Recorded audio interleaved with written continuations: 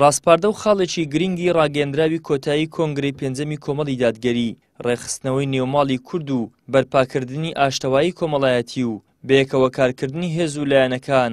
لەسەر بنەمای هاوسەنجی بوو. کۆمەڵی دادگەری لە ڕابردووشدا بەرنامەی خۆی بەو ئاراستەیە خستۆتە ڕوو لەم کۆنگرەیەشدا جەختی لێکردەوە. بەڵگە و گەواهیدەری خەمخۆری و پەرۆشی کۆمەڵ دەگەێنێتن بۆ هەموو پرسەنەتەوەی و نیشتیمانیەکاندا، بەڵام هەر بەتەنها بەوەندەش نەوەستاوە، بەڵکو بە بنەمایەکی یەکجار گرەی داوە کە ئەویش بنەمای هاوسەنجی و هاوبەشی ڕاستەقینەی سەرجەم هێز و لایەنە سیاسیەکانە، چونکە ناکرێت بەڕاستی هێز و لایەنەی سیاسی داریکرا و ئیرادەی تاکە کەسی یا حزبی یا خێزانی خۆی بسەپێنێ بەسەر سەرجەم هێز و لایەنە سیاسیەکانی تردا، بەڵکو پێویستە ئەم پرسا دوور بێت لە هەر نەزعەیەکی خۆفەرزکردن، نەزعەی قۆڕخکارین بەسەر ئەوانی تردا، چکە دوزار دەبێت هەموو هێز و لایەنە سیاسیەکان بە ئەندازەی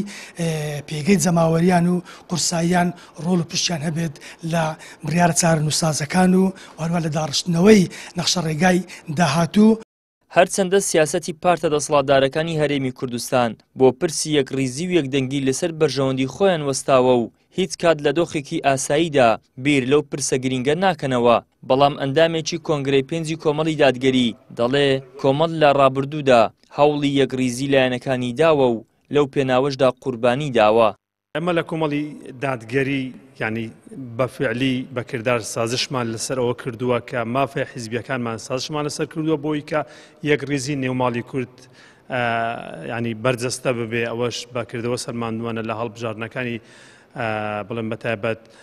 ناوچە کێشە لەسەرەکان لە هەرێمی کوردستانیش ینی لە زۆر خاڵ کە مافی حیزبی خۆمان بووە سازشمان کردو بۆی کە یەکڕێزی نێوماڵی کورد پتەوتر بکرێت کە بەداخەوە ئێستا بەو شێوەیە نییە کە یەکڕێزی نێوماڵی کورد بەتایبەت لەنێوە لایەنە سیاسیەکان کە ئەمەش بەوە بەرقەرار و بەرجەستە دەبێت کە دادپەروەری کۆمەڵایەتی هەبێ ئاشتەوایی نێوان دەسەڵات و میللەت. لە ڕۆژانی 19 و 20 تەمووز واتە مانجی حەوت کۆنگرەی پێنجی کۆمەڵی دادگەری لە شاری هەولێر بەڕێوە چوو، تیایدا جگە لە پرسە نێوخۆیەکانی لەسەر چەندتەوەرێکی دیکەی هەرێمی کوردستان و عێراق و تێڕوانینی کۆمەڵ لەو بارەیەوە هەڵوێستەی کرد.